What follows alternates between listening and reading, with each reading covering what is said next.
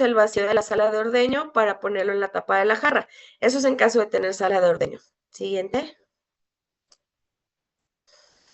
Colocamos la unidad y retiramos la unidad al finalizar el flujo del calostro para ordeñar por completo. Siguiente. Tenemos que sellar pezones y colocamos el calostro en un tambo previamente limpio. Siguiente. Ahora sí, una vez que nosotros tenemos el calostro con una correcta ordeña y lo tenemos en un lugar limpio y fresco, ahora sí, ¿quiénes de ustedes miden la calidad de ese calostro? Ya sea en ordeña o que lo hagamos a pie de la vaca, ¿quién de ustedes mide?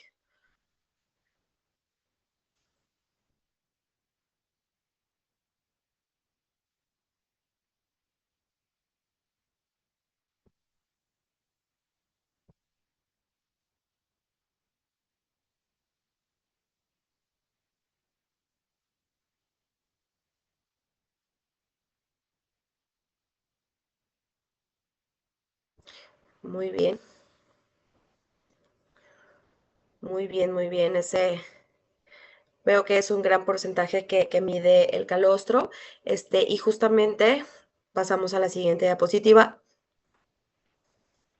Lo que no se mide no se puede mejorar. Si nosotros no tenemos la costumbre de medir nuestro calostro, no podemos llegar a un estándar mejor. Entonces, lo ideal es medir el calostro y ahorita les digo cuáles son los tres aparatos que podemos utilizar para medirlo. Uno es el calostrómetro, refractómetro ocular y refractómetro digital. El calostrómetro, todos nos ayudan a medir sólidos. Realmente el calostrómetro se enfoca también un poquito más en la grasa. Los que tenemos que son más precisos es tanto el ocular como el digital. Eso es lo que nos da un paso un poco más certero a qué cantidad de inmunoglobulina está recibiendo nuestras becerras. Pero cualquiera de los tres aparatos que tenemos aquí nos va a ayudar para mejorar la eficiencia de nuestro calostreo. Siguiente. Aquí, esta es una tablita que nosotros usamos para utilizar la conversión, porque la conversión realmente es de los grados Brix, es como la medida general y la medida estandarizada por lo que se mide el calostro. Pero pues de repente tenemos nosotros el aparato que es el calostrómetro. Entonces, esta tabla nos ayuda más o menos a tener una idea por colores de qué calidad tenemos nuestro calostro. La lectura ideal de los Brix es a partir de 25. A partir de 25 nosotros tenemos un calostro de buena calidad. Si empezamos a subir los grados Brix, pues nos vamos de bueno a excelente. Aquí la lectura que pusimos, o sea, es 28 grados Brix pensando también en el reto que tienen nuestras becerras. Y de los sólidos totales, pues aquí está, ¿no? Es 20-22%, pero y esta tabla ya nos ayuda mucho a hacer esa conversión para que sea mucho más digerible. La que sigue. Este es el protocolo ideal de calostreo. Ahorita se los desgloso un poquito más, pero, o sea, esta imagen es demasiado, o sea, es muy importante para atacar los puntos claves. Una es el tiempo, tiene que ser la primer toma antes de las primeras 2 horas de nacida. Calidad, hablamos de mínimo 25 grados Brix, y la cantidad son 10% de su peso en la primera toma, 5% de peso en la segunda toma. La temperatura no tiene que estar por abajo de 37 grados cuando nos llega la becerra.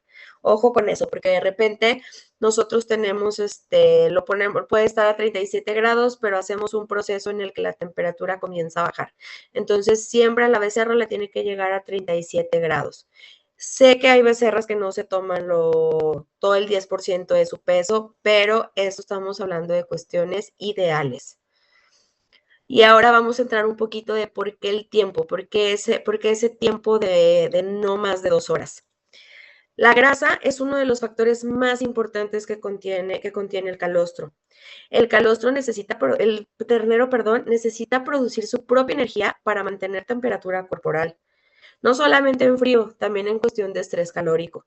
Entonces, ¿qué es lo que nos va a ayudar a que él termorregule esa temperatura? La grasa calostral. Ustedes pueden ver que de repente tenemos vaquillas que aunque sus títulos de anticuerpos puedan ser buenos, la grasa que contiene ese calostro de vaquilla no es una grasa muy densa. Entonces aquí un buen calostro tiene que contener mínimo 18% de grasa para que pueda satisfacer todas las necesidades que tiene ese recién nacido. La que sigue. Aquí es la importancia de por qué 2 horas antes, ¿no? Aquí nosotros tenemos una tabla en la parte de arriba, es el porcentaje que tenemos de absorción y en la parte de abajo son las horas. Aquí, como ustedes pueden ver en la gráfica, mientras más va pasando el tiempo, menos absorción tenemos. ¿Dónde tenemos la máxima cantidad de calostro que se va a absorber? Dentro de las primeras 2 horas. A partir de las 2 horas empieza a bajar y después de las 6 horas, ya ahora sí el declive va bastante rápido. Entonces necesitamos suficiente calostro de buena calidad dentro de las primeras horas. La que sigue. Aquí está, miren. Es la rapidez que tengamos y después de las horas de nacimiento. Aquí hablamos de la eficiencia de absorción porque los becerros tienen una falla de transferencia de inmunidad pasiva. ¿Qué es esto? Que de nosotros el 100% de calostro o de ellos el 100% de calostro que van a mamar de su mamá no se va a absorber completamente. Se va a absorber en óptimas condiciones un 50% y de ahí empezamos a bajar. Si tenemos partos distóxicos, si tenemos partos gemelares, si tenemos partos prematuros, va a ser un poco menos la absorción, se va a ver comprometida. Entonces, sí necesitamos que sea calostro de la mejor calidad durante el menor tiempo posible. ¿La que sigue? Aquí es la absorción media, que ya la tenemos después de las 4 horas, que es donde lo ideal es darle la segunda toma de calostro, ¿no? En caso de que lo tengamos en intensivo, la segunda toma de calostro, pues teniendo un muy buen porcentaje de absorción. Entonces, esas 2 tomas son las más importantes y donde necesitamos que sea de buena o excelente calidad. El que sigue. Ustedes saben en calostro fresco, recién ordeñado o cada cuánto se replican las bacterias. Recordemos que los sólidos que contiene la leche y los sólidos que contiene el calostro son bastante distintos. Entonces tenemos un replicamiento bacteriano. Ese replicamiento bacteriano quiere decir que como es un caldo de cultivo muy rico, pues las bacterias empiezan a replicar. Ustedes me dicen cada 20 minutos, cada hora o cada 24 horas.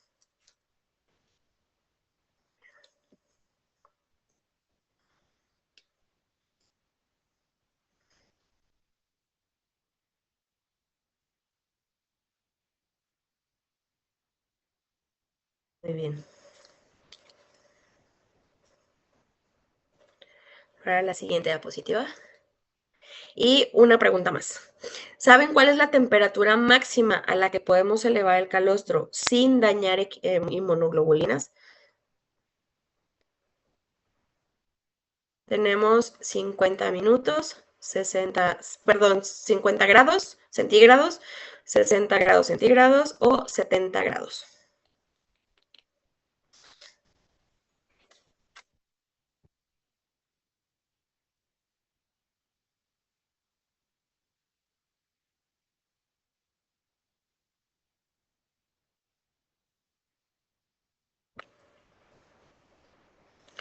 Muy bien.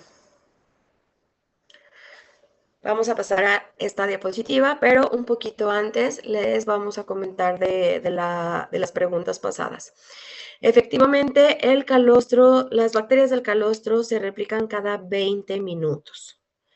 Cada 20 minutos nosotros tenemos el doble de bacterias con el que empezamos. Entonces estamos hablando, si tenemos una ordeña de calostro excelente, pero si de repente después de ordeñarlo tuvimos que ir a preparar otro parto, tuvimos que ir a hacer X cosa, cada 20 minutos que esté pasando el calostro a temperatura ambiente, se va a elevar el conteo bacteriano.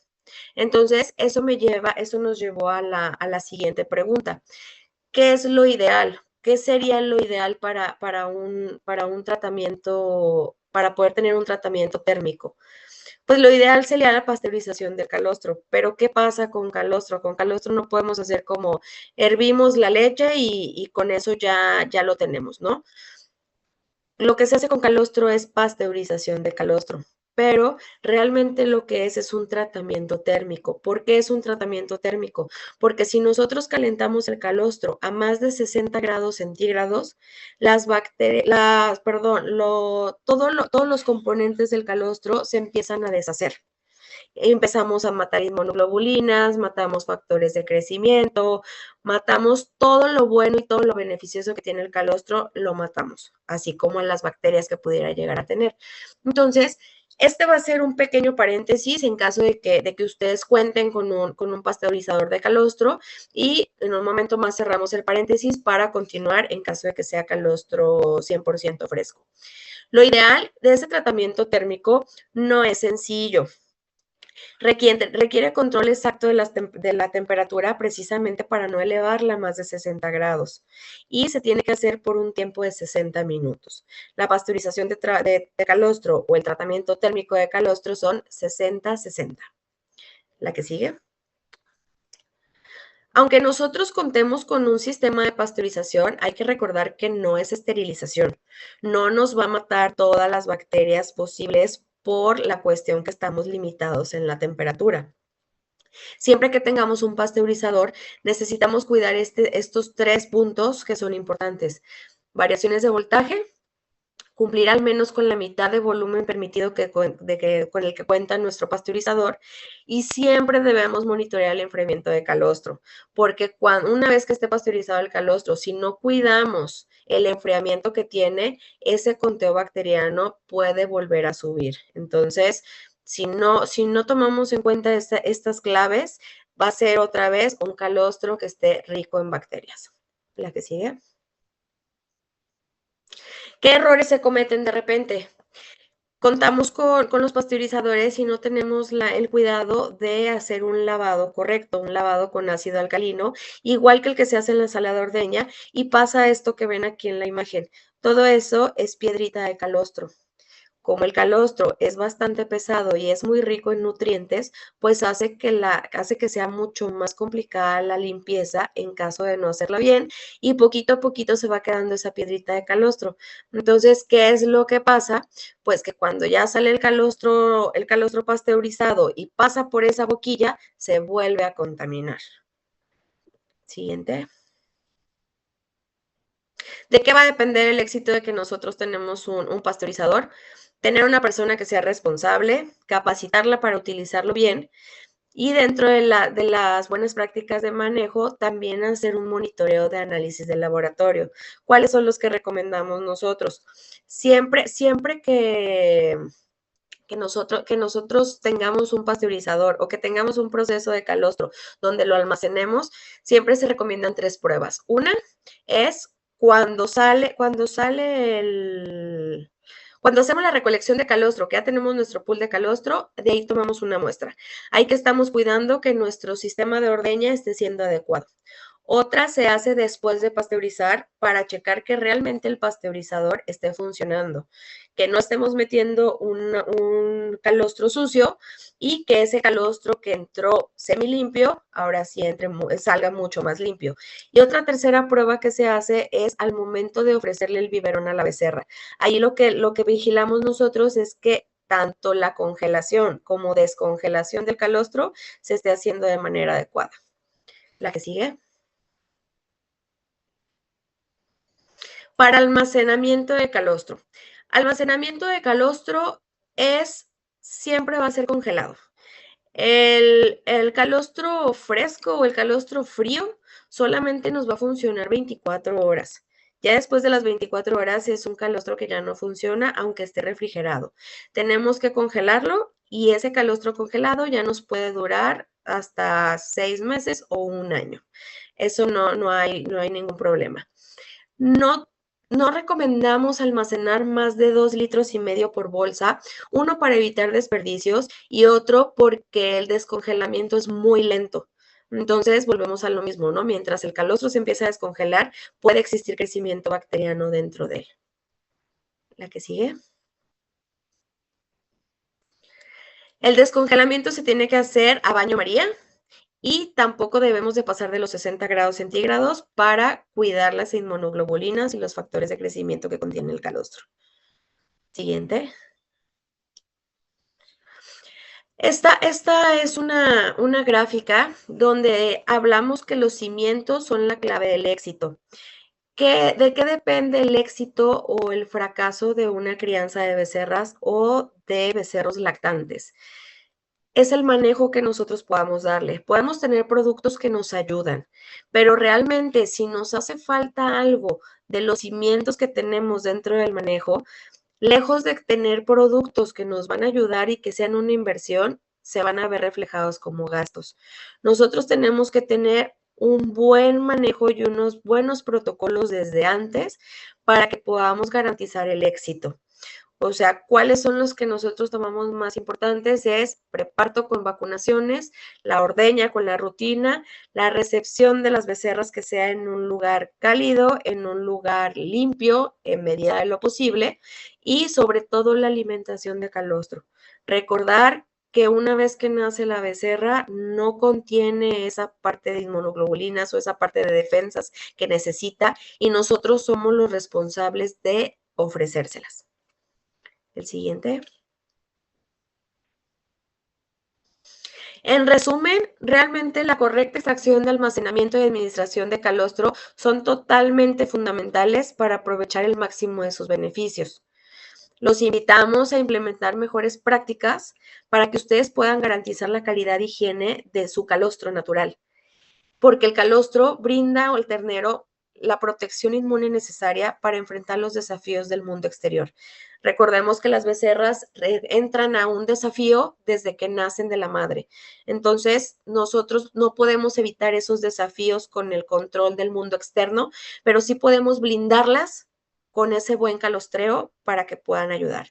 Y ya por último, la última diapositiva, ahora sí es nosotros cómo podemos ayudarlos a poder lograr eso. Queremos que ustedes sepan que existe una herramienta hoy en día que es calostro natural en polvo, que ese calostro natural lo que podemos hacer es utilizarlo desde día 1 en 3 tipos de protocolos. Uno es reemplazar, en caso de que no contemos con calostro materno, en caso de que tengamos una vaca que no llegó a término, que tengamos calostro con sangre, que dudemos de la calidad de ese calostro, podemos utilizar totalmente calostro como reemplazo. Suplementar, si de repente, no sé, en la primera toma no estamos seguros de cuánto tomó, si no tenemos el cuidado, no tenemos el tiempo, no hay personal, las instalaciones no se adecúan, podemos utilizarlo como primera toma y después continuar con calostro materno para que se siga nutriendo. Y también enriquecimiento, en caso de que tengamos un calostro de baja calidad, pero que queramos llevarlo un poquito más arriba para tener mejores resultados, pues podemos enriquecer con esa parte para poder hacer un calostro excelente. Muchas gracias por su tiempo. Ahorita continúa mi compañera y no sé si tengan algunas preguntas. Tengo ya unas preguntas listas para ti, Cela.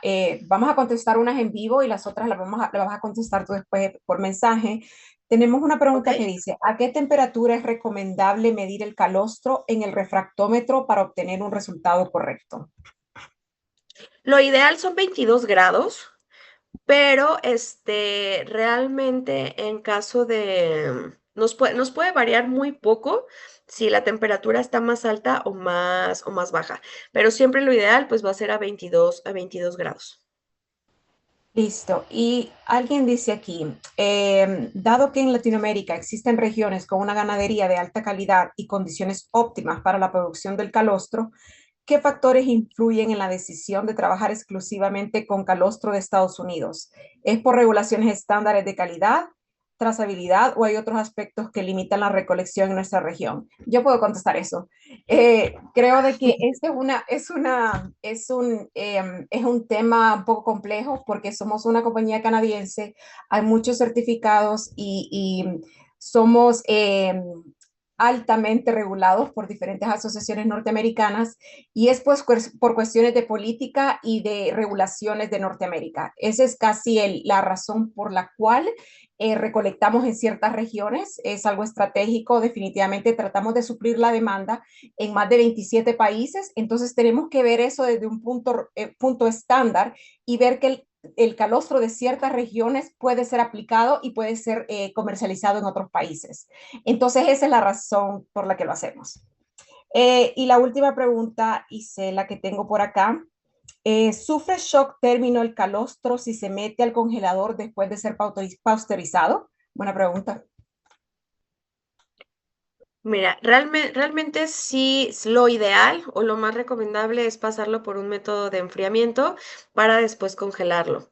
Sí hay un choque térmico, pero el porcentaje que se puede llegar a morir por ese shock no es, es mejor sacrificar esas pocas inmunoglobulinas y hacer un enfriamiento rápido que de repente lo dejamos en el agua tibia y se nos va por algo, por X cuestión de tiempos, procesos y demás, y dejarlo ahí más tiempo. O sea, sí se alcanza a morir algo por el shock térmico, pero realmente te digo, es preferible recrear eso de, ¿sabes qué? Termina de pasteurizar, lo meto a congelar, a pasar por ese proceso. En caso de que sí tengamos una persona que esté totalmente encargada de calostro y pueda realizar ese paso, totalmente recomendable. Pero si por algo, o sea, va a tardar un poco más de 20 minutos, media hora en hacer ese proceso, es preferible que se vaya directamente a congelador. Listo. Perfecto. Bueno, Isela, quedan aquí unas preguntas para que nos ayudes con el chat y ya le damos el paso a Sí, la doctora Pisoni. sí, las contesto por escrito.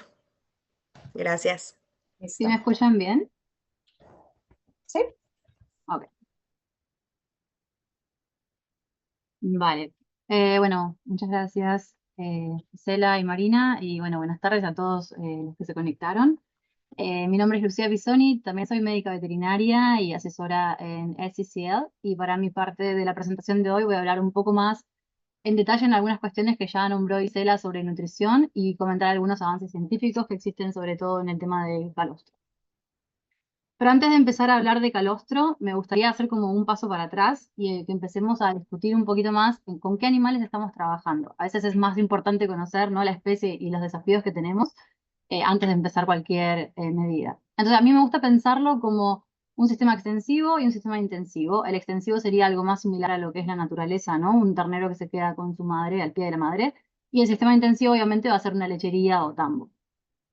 El primer componente importante que tenemos es el calostro. Por supuesto que en un sistema extensivo las características que esto va a tener es que el ternero va a tomar el calostro directamente de su madre, de la madre gestante, y lo va a tomar en varias tomas de cantidades variables. En cambio, en un sistema intensivo de lechería, el calostro por lo general es administrado en una sola toma y más o menos se habla de un 10% del peso vivo que se le tiene que dar a estos terneros. Entonces ya es una primera diferencia que existe entre sistemas. La otra gran diferencia es que los terneros en sistemas extensivos tienen acceso a lo que es la leche de transición, ¿no? Esta leche que no es ni un calostro ni una leche entera, pero que sí tiene una composición de nutrientes similar al calostro, es decir, nutrientes, compuestos bioactivos, que van a ayudar un montón al desarrollo del aparato del tracto gastrointestinal del ternero, que son fundamentales, y es algo que por lo general no pasa en sistemas intensivos o de lechería porque no solemos dar esta leche de transición. Otra diferencia grande que existe entre sistemas es el tema de la leche. Obviamente en un sistema extensivo el ternero va a tomar leche de su madre, va a estar al pie de la madre, va a tomar varias veces al día cantidades diferentes de leche en cada toma y va a ser una leche que obviamente tiene una composición nutricional que es fácilmente asimilable para el ternero porque es una leche materna. Lo que sucede en muchos sistemas intensivos es que en algunos casos sí se da leche materna, en algunos casos damos leches de hospital que tienen antibióticos y en muchas cantidades de casos también damos lactorreemplazantes. El problema son dos básicamente. El primero es que los lactorreemplazantes obviamente no tienen la misma composición nutricional que una leche materna. Muchas veces los niveles de proteína o de grasa no son los adecuados, sobre todo la grasa puede ser de un origen incluso vegetal y no animal, y eso hace que la asimilación también sea distinta. Y la otra gran diferencia que existe es que aquí el ternero va a ser alimentado 2 veces al día, con un porcentaje de entre el 15% del peso vivo, y van a ser solamente en 2 momentos que vamos a como sobrecargar un poco de leche a este ternero. Eso también va de la mano con lo que es la dieta sólida, que es otra gran diferencia que existe entre sistemas. Y obviamente en un sistema extensivo, la transición de ternero lactante a ternero rumiante adulto va a ser mucho más amena, ¿no? A medida que el ternero va estando en contacto con los forrajes y con los forrajes que haya en donde se encuentre, esa va a dejar de empezar a tomar menos leche y va a hacer una transición a una dieta sólida más amena. En cambio, en los sistemas intensivos, eso está un poco más regulado por nosotros, según el tipo de destete que hagamos. Puede ser un destete un poco más abrupto o menos abrupto, pero siempre es un momento estresante para el ternero porque lo estamos pasando de una manera bastante rápida de una dieta basada en líquidos, en leche rica en energía, a una dieta sólida, que ellos obviamente no prefieren. Otra cosa que es fundamental, obviamente esto aplica a todos los terneros, es el desarrollo del sistema inmune. Nosotros sabemos que existen 2 periodos bastante más críticos en los terneros que son al nacimiento, que es cuando el ternero depende exclusivamente del calostro materno para generar su inmunidad innata, y más o menos a las 3 semanas de edad, que es cuando existe este bache entre lo que es el cambio de la inmunidad innata a una inmunidad adaptativa, ya una respuesta mucho más desarrollada a antígenos. El problema es no solo que tenemos estos 2 periodos críticos en la vida del ternero, sino que además, por cuestiones de manejo, también estamos exponiendo a estos animales a un montón de desafíos, como pueden ser el descornado, la separación de la madre, los cambios de dieta o de ambiente, que básicamente lo que hacen es seguir sumando desafíos en estos animales que son bastante susceptibles. Entonces, recordemos que son animales que tienen un sistema inmune deficiente. Tengamos también en cuenta que cuando estos animales crecen o nacen, básicamente no tienen reservas de grasa. Y eso es lo que ellos van a usar para regular su temperatura corporal, ya sea en casos de frío o calor extremo. Entonces, son animales que son incapaces de termorregular y que dependen de esta grasa calostral que se encuentra en el calostro para poder hacerlo. Como les contaba antes, no tienen acceso a la leche de transición, o sea que ahí estamos perdiendo un poco de oportunidad para seguir metiendo nutrientes en estos animales, que los reemplazantes, muchas veces los lactoreemplazantes no son de la mejor calidad en la mayoría de los casos. Y algo que es como muy característico de esta producción, y yo creo que es el único sistema de producción animal en donde el humano tiene a los animales en una restricción alimentaria. Nosotros tengamos en cuenta que en extensivo un ternero puede consumir entre el 15 al 20% de su peso vivo en leche, mientras que nosotros en intensivo no damos más de entre un 8 a un 10%. Obviamente esto va a variar según la explotación, pero en general es un 8 o un 10% del peso vivo. Entonces, antes de empezar a hablar de calostro o empezar a hablar de los desafíos, tengamos en cuenta el nivel de susceptibilidad que tienen estos animales desde el nacimiento y cómo nosotros vamos a tener que adaptarnos en estos sistemas intensivos para tratar de llevarlo al origen, ¿no? A lo más natural posible. También tengamos en cuenta que este periodo previo al destete es un periodo corto, solo representa el 4% de la vida de la ternera, pero sin embargo todas las decisiones que nosotros tomemos acá y toda la inversión que hagamos en este periodo va a tener una consecuencia, tanto a corto como a largo plazo. A corto plazo podemos hablar de gastos o pérdidas por mortalidades o gastos veterinarios, y a largo plazo estamos hablando en productividad. En el caso de una ternera de lechería, va a ser producción de leche, obviamente, o la edad de la inseminación, aparición, entre otros. Sin embargo, eso no aplica solamente a la lechería, sino que también aplica a lo que se llama sistema de producción Beef on Dairy, que es básicamente la crianza de estos terneros machos que provienen de las lecherías o de los tambos y las hembras que no se usan como reposición para el engorde y producción de carne. Este sistema está en aumento en los últimos años y tiene una tendencia a que va a seguir siendo así. Y para todas aquellas personas que no se dediquen a lechería, pero que sí se dediquen al engorde de estos terneros, también priorizar el calostro y priorizar las etapas iniciales va a ser fundamental para la producción a futuro. Y siempre que empezamos a hablar de calostro y empezamos a hablar de estos temas, pareciera que es como redundante, pareciera como que la gente como que ya sabemos, ¿no? Que es importante y tal. Sin embargo, cuando revisamos los datos, los niveles de mortalidad y de morbilidad que manejamos en el periodo previo en la guachera, como se dice, o en el periodo previo al destete, son muy altos. Y estos son datos de Estados Unidos y Norteamérica, Canadá, pero obviamente que aplican e incluso pueden ser más o menos dependiendo de qué región estemos hablando, pero seguimos teniendo un 5% de mortalidad como mínimo, un 38% de morbilidad, y si se fijan, la causa principal es por lo general causas digestivas. Ni que hablar si hablamos de transferencia pasiva de la inmunidad, que es básicamente el sinónimo de buen encalostrado. tenemos todavía un 24% de las terneras que sufren fallas en la transferencia pasiva y estos valores llegan hasta el 43% en machos, o sea, estos machos que yo les comentaba antes que se usan para engorde, ¿no? Para este beef on dairy, para este sistema de producción. Y otro gran topic que tenemos y una gran problemática, no tanto a nivel ya animal, sino también humano, es el uso de los antibióticos. Casi un 30% de los terneros se tratan con antibióticos y casi en la mitad de los casos es por causas digestivas. Entonces, con eso voy a mi primera pregunta que les quiero hacer y quiero saber qué piensan ustedes sobre el uso preventivo de antibióticos en la leche o lactorreemplazante para prevenir o tratar los cuadros de diarrea. También tuvimos una pregunta antes de qué pasaba si dábamos leche de hospital. ¿Ustedes creen que es válido, que no, que puede ser beneficioso o que no? Vamos a esperar un poquito a ver qué responde la mayoría.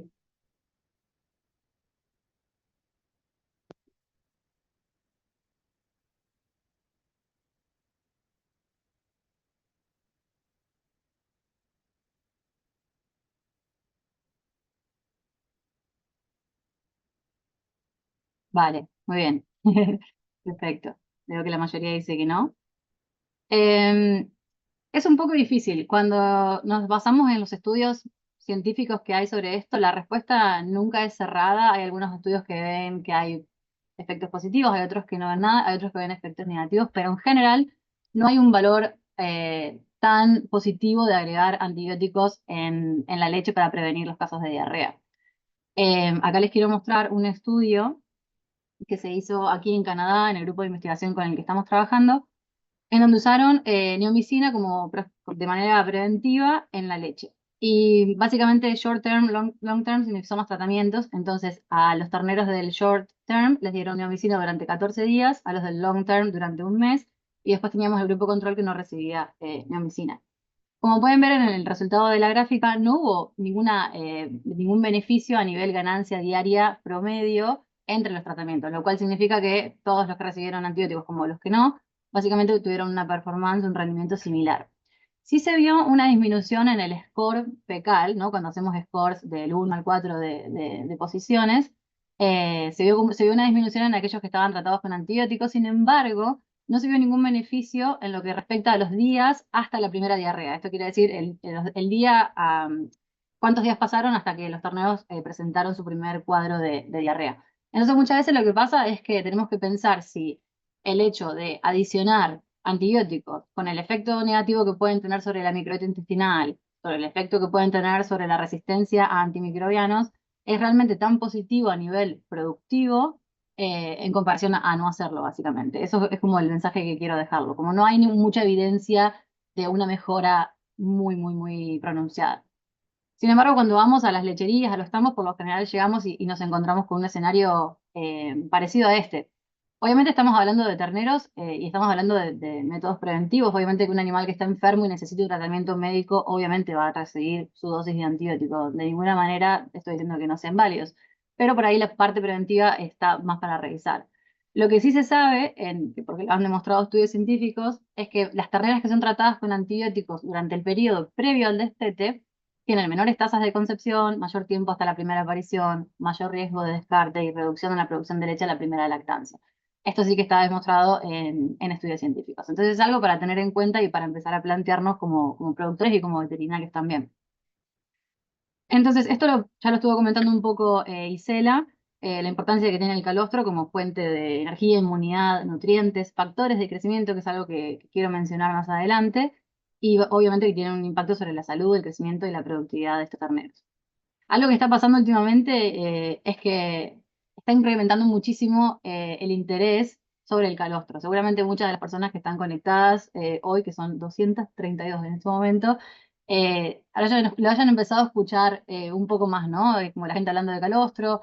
A mí me gusta verlo como que es el momentum, ¿no? Como hoy en día es un buen momento para estar dedicándonos al calostro y para estar prestando atención a esto, porque se está haciendo un montón de investigación científica al respecto, se están descubriendo un montón de factores componentes bioactivos y funciones que tiene el calostro que hasta hace poco eran desconocidas, y obviamente todo esto después se termina transmitiendo en producción.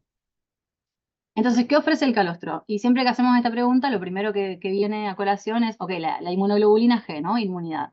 Y pareciera que fuera el único componente importante, ¿no? Y sí, obviamente es fundamental, sin embargo el calostro tiene muchísimos otros componentes que son casi igual de importantes o igual de importantes que la inmunoglobulina.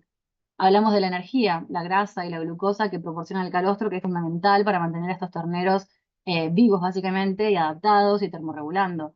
Vitaminas, minerales, proteínas, pero también hay un grupo que son los compuestos bioactivos, que son los que se están estudiando en gran detalle en la actualidad.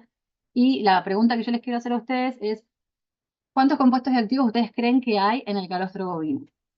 Más o menos si tienen una idea. Y ahora seguramente van a aparecer las opciones. Menos de 50, entre 50 y 100, entre 100 y 250, más de 250.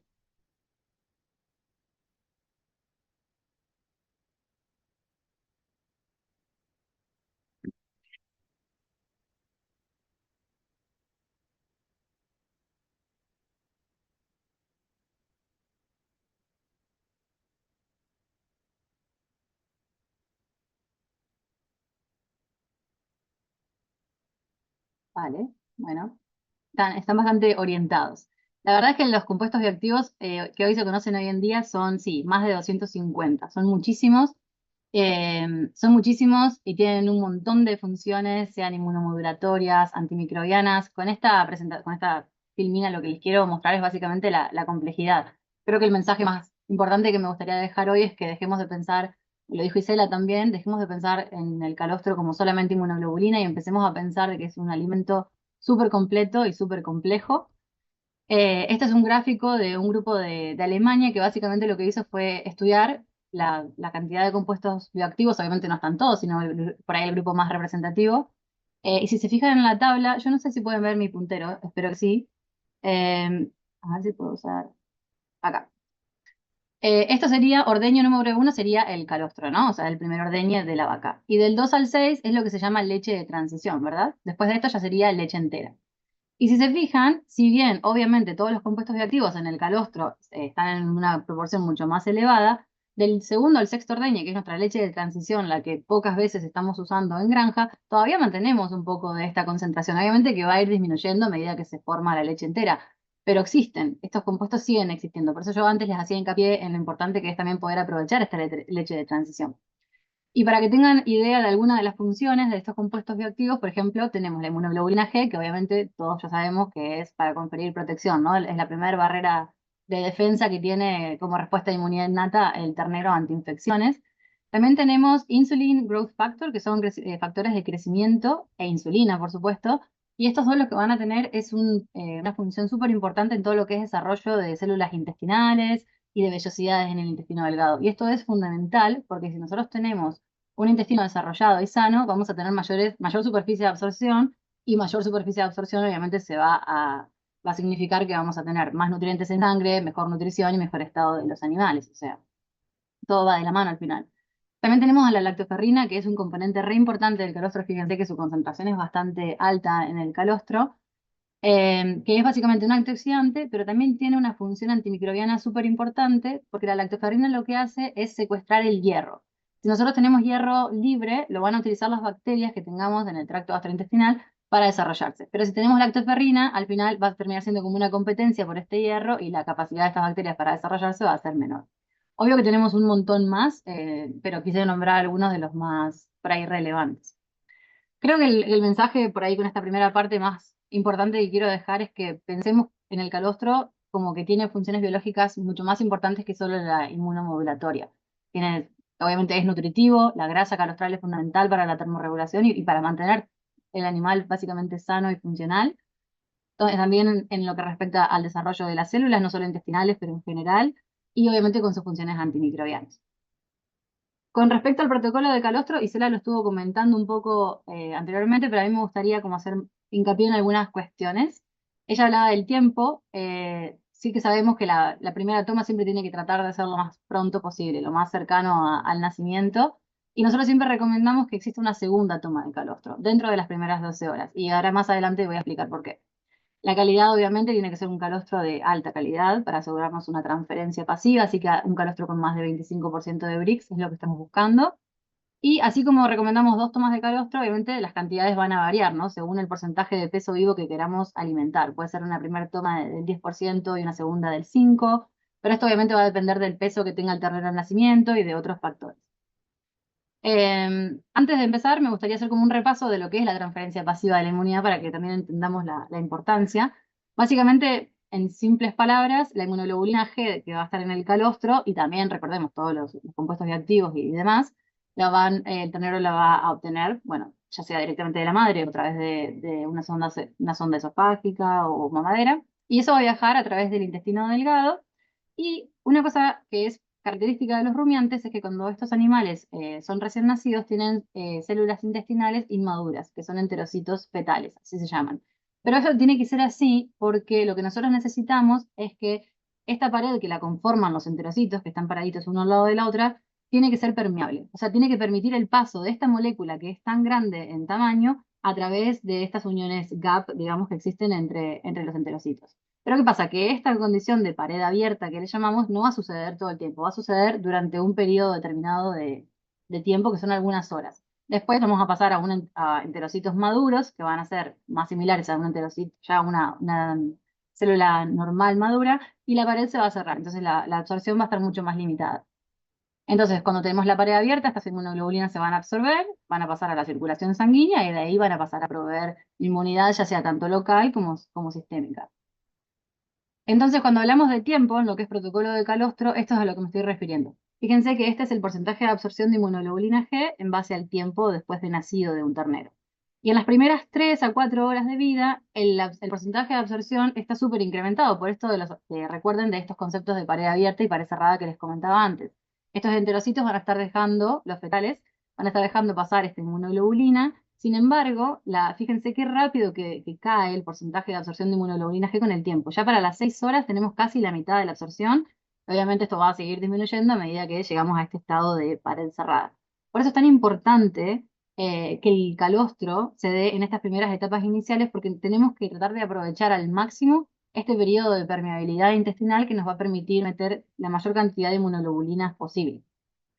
Una cosa que Isela estuvo hablando también de contaminación bacteriana, es importantísimo porque si nosotros tenemos un ternero alimentado, fíjense, en esta imagen es una microscopía, es una histología, esta es como la representación, bueno, son inmunoglobulinas que se están absorbiendo, pero si nosotros tenemos bacterias en el ambiente, o incluso en el calostro que estemos alimentando, o en la leche, o en cualquiera de estas fuentes que estemos usando, las bacterias van a colonizar el intestino. ¿Y qué pasa? Si no tenemos inmunoglobulina absorbiéndose, lo que vamos a estar absorbiendo van a ser estas bacterias, porque el tamaño de estas bacterias también es bastante grande. Y se van a aprovechar de estas aperturas de pared abierta que les contaba antes para llegar al intestino, para destruir las microvellosidades y para causar diarrea. Y muchas veces estas bacterias están en el ambiente también, y por eso es tan importante que en el caso de que nosotros seamos los que estamos alimentando el calostro, lo estemos haciendo en condiciones sanitarias adecuadas para evitar esta competencia por absorción entre bacterias e inmunoglobulina G. Otra cosa que pasa, y que este es un estudio que también se hizo acá en la Universidad de Guelph, es que si nosotros demoramos la primera toma de calostro, siempre hablando del tiempo, ¿no? También podemos retrasar la colonización de las bacterias que son beneficiosas. Acá tenemos el ejemplo de Bifidobacteria y Lactobacillus, que son bacterias beneficiosas en el intestino del ternero, y tenemos tres tratamientos. El primero en donde se dio el calostro al nacimiento, a la hora de haber nacido, o sea, en el momento del nacimiento, a las 6 o a las 12 horas. Y fíjense cómo la proporción de estas bacterias va disminuyendo a medida que vamos estirándonos en el tiempo, ¿no? Mientras más tarde demos el calostro, menor proporción de estas bacterias, tanto de bífido como de lactobacillus, vamos a tener. Entonces el tiempo es súper importante y obviamente el protocolo de calostro funciona si todas las partes están hechas adecuadamente, pero esta del tiempo es fundamental también.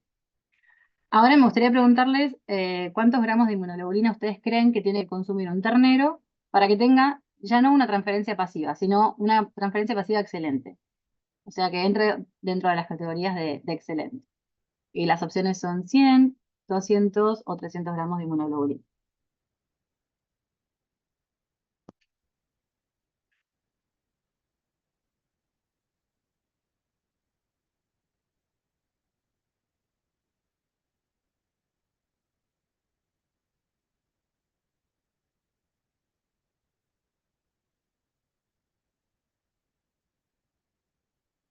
Vale, la mayoría dice entre 200 y 300 gramos de inmunoglobulina. Anteriormente se pensaba, hace unos cuantos años, bueno, no tantos, hasta el 2022 se pensaba que con dar 100 gramos de inmunoglobulina G y teniendo más o menos unos 10 gramos por litro de inmunoglobulina en el suero de los terneros, podíamos evitar lo que es la falla de la transferencia pasiva de la inmunidad y ya estábamos y nos quedábamos muy, muy tranquilos. Sin embargo, hoy en día hay nuevas recomendaciones que dicen que son 300 gramos de inmunoglobulina, por lo menos lo que tenemos que alimentar a estos terneros, o sea, más o menos unos 25 gramos por litro en suero, para tener una excelente transferencia pasiva de la inmunidad. Esta escala, que es la escala de Lombard, que se conoce así, del 2020, ya pone, fíjense, los 100 gramos de inmunoglobulina, que antes creíamos que eran más que suficientes, dentro de la categoría de pobre. Y la categoría hoy en día se ve un poco más así. Fíjense que para tener un calostro excelente, son más de 25 gramos por litro de IgG que tenemos que tener en el serum de los terneros. Y esto que ven acá a la derecha es un estudio en el que se midió la probabilidad de no tener diarrea, ¿no? Se lee al revés la tabla, en base a la categoría, ¿no? Y fíjense que los terneros que tuvieron mejor categoría de transferencia pasiva son los que tuvieron menos probabilidad de desarrollar diarrea.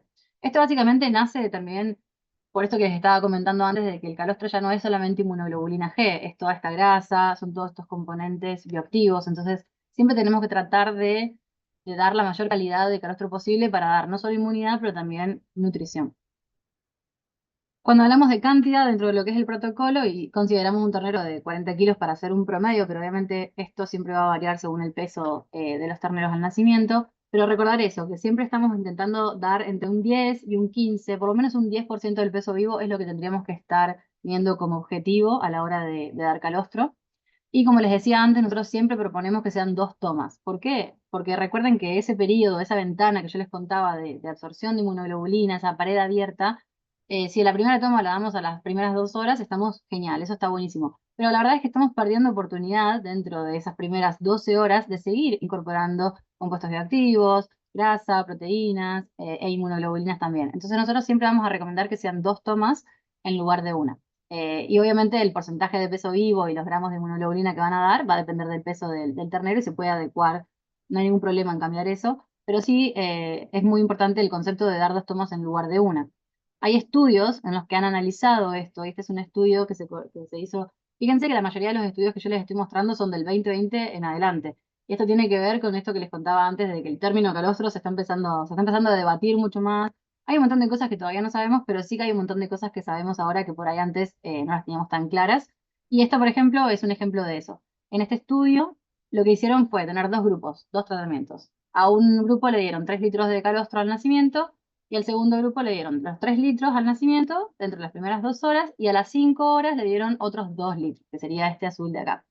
Y esto se lee como el cuadro que les mostraba antes, la probabilidad de no tener enfermedad. Entonces fíjense que para enfermedad respiratoria bovina, para diarrea y para otras, los terneros que tomaron 5 litros de calostro, no solo son 5, sino que fueron 2 tomas, tuvieron menos probabilidad de ser tratados por enfermedad en un 48 para enfermedad respiratoria, en un 68 para diarrea y en un 56 para otras. Nosotras, bueno, durante mi doctorado en España también hicimos un estudio con calostro y básicamente lo que hicimos fue recolectar terneros en la granja de origen, en su lechería de origen, y tener 2 grupos. Uno que tomaba 10 litros de calostro, separado en 4 tomas, y otro que tomaba 2 litros de calostro.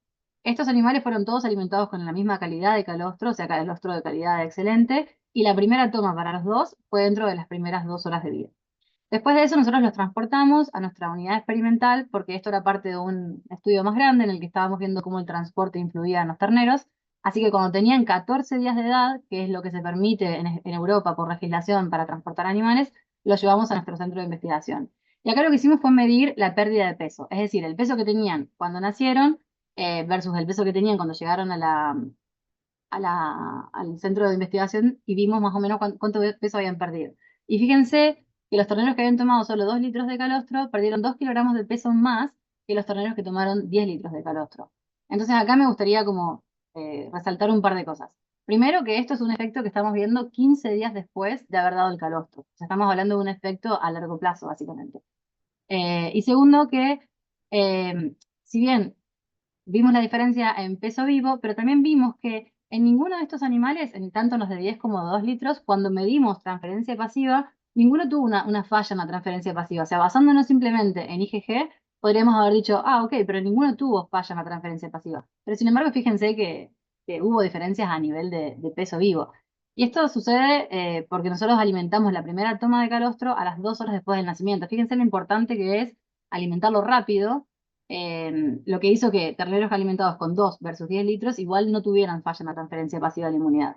Pero sin embargo, el haber alimentado 4 veces, 4 tomas de calostro versus solamente una, fíjense el efecto a largo plazo que tuvo sobre el peso corporal. Entonces es como una especie de mix de todo lo que estábamos hablando del protocolo y la importancia de tanto cantidad como tiempo. Y cuando hablamos de calidad del calostro, esta parte suele ser más compleja porque el calostro obviamente va a tener una variabilidad muy grande dentro de un mismo rodeo inclusive, ¿no? O sea, en el mismo rodeo tenemos vacas primerizas, tenemos vacas multíparas, tenemos distintas razas, la nutrición es distinta, las vacunaciones pueden ser distintas. Entonces, todos estos factores van a aumentar lo que es la variabilidad de un mismo rodeo y eso es algo que obviamente perjudica ahora el manejo porque no siempre contamos con un calostro de excelente calidad, ¿no? Esto es algo que muchas veces no podemos manejar desde el manejo mismo. Algo muy importante también es el intervalo entre el parto y la recolección del calostro. Recuerden que a medida que dejamos más tiempo, ¿no? Pasar más tiempo entre que la vaca pare hasta que recolectamos el calostro, la calidad va bajando.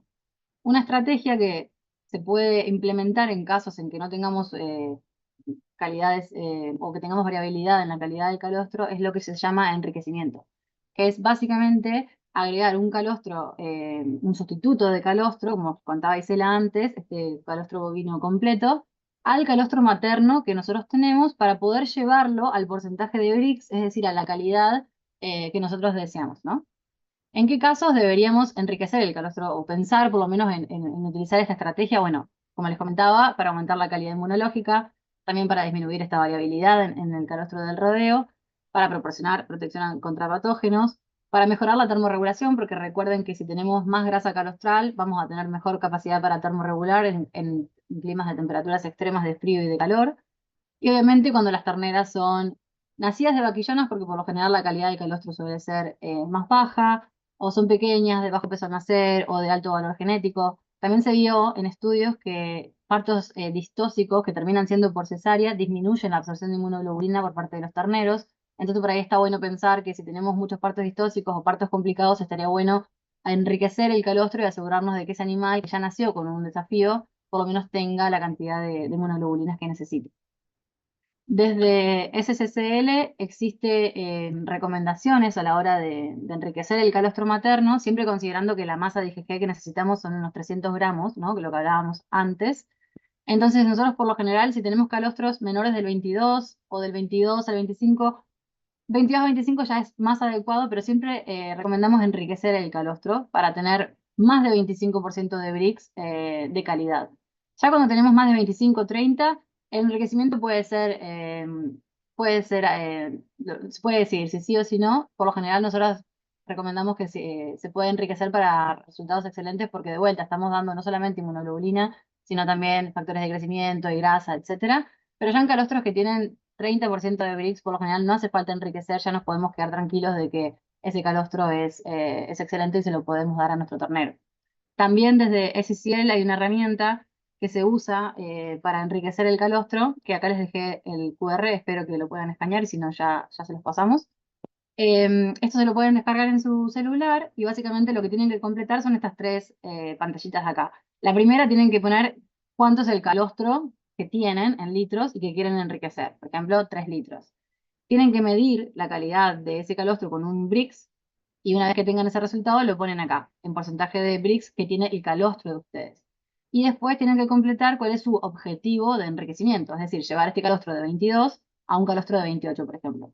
Entonces, una vez que ustedes insertan todos estos datos, le dan a calcular y acá te va a arrojar la cantidad de gramos de calostro en polvo que hay que añadir al calostro materno para poder llegar a 28% Brix en este caso en particular. Entonces, es una herramienta que es bastante simple de hacer a campo cuando no estamos seguros o cuando no sabemos que la calidad no es la adecuada.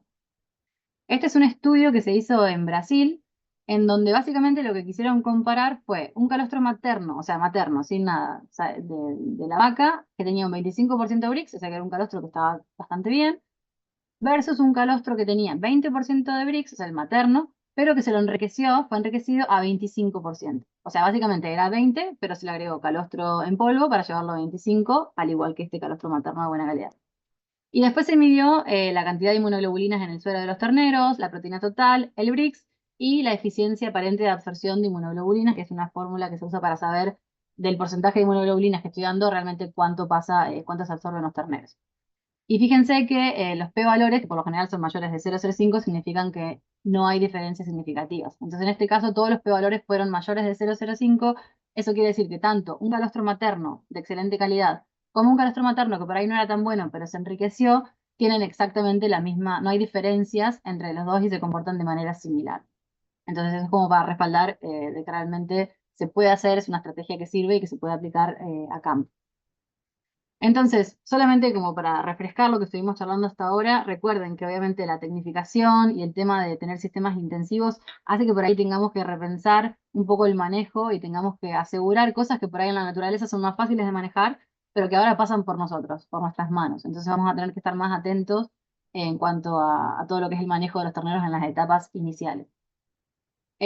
Recuerden que el calostro no es solamente inmunoglobulina G, creo que lo repetí un montón de veces, pero la idea es esa, que quede claro que hay un montón de componentes bioactivos y nutricionales que son fundamentales en el calostro y que valen la pena no solo ser estudiados, sino también ser ofrecidos a los terneros.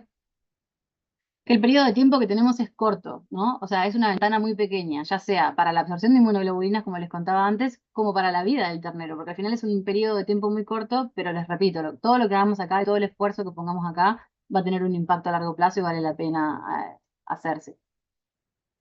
Recuerden que hay nuevas recomendaciones, que hoy en día ya no solo pensamos en, ok, 10 gramos de IgG, no tiene falla en la transferencia, me quedo tranquilo. No, hay que tratar siempre de llegar a más, de tratar de dar todos estos componentes y de tener una excelente transferencia pasiva de la inmunidad. Esto puede ser difícil muchas veces si tenemos calidades variables de nuestro rodeo, pero recuerden que existen herramientas como la del enriquecimiento, que son estrategias que nosotros podemos usar de manera simple en granja y que nos van a permitir asegurarnos de que tengamos una calidad excepcional y que podamos asegurar que todos los terneros tengan por lo menos el mismo comienzo, ¿no? Las mismas posibilidades desde que nacen, básicamente. Y con eso ya termino mi presentación y vamos a Gracias, Lucía. No, excelente. La verdad es tan importante mencionar que, como tú dijiste hace unos minutos, el calostro, ahora hay tantas mentes brillantes estudiando y tratar de encontrar información valiosa que va a cambiar la vida de de las becerras, de las terneras desde el día uno. Entonces, de verdad que es muy refrescante, Lucía, que hayas presentado esta información para que la gente sepa que no estamos tomando información de 10, 20 años atrás. Todo es muy reciente y es información que está revolucionando la industria y nosotros como SCL somos ciencia. Entonces, esa es la fundación, ¿verdad?, de nuestra empresa. Los cimientos es la ciencia. Cada producto que nosotros tenemos en diferentes partes del mundo se elaboraron, la formulación, todo se estudió para el mismo fin, para encargarnos que la becerra tenga un excelente comienzo. Entonces, muchas gracias por tu presentación, Lucía. Aquí hay un par de preguntas que quiero que nos ayudes.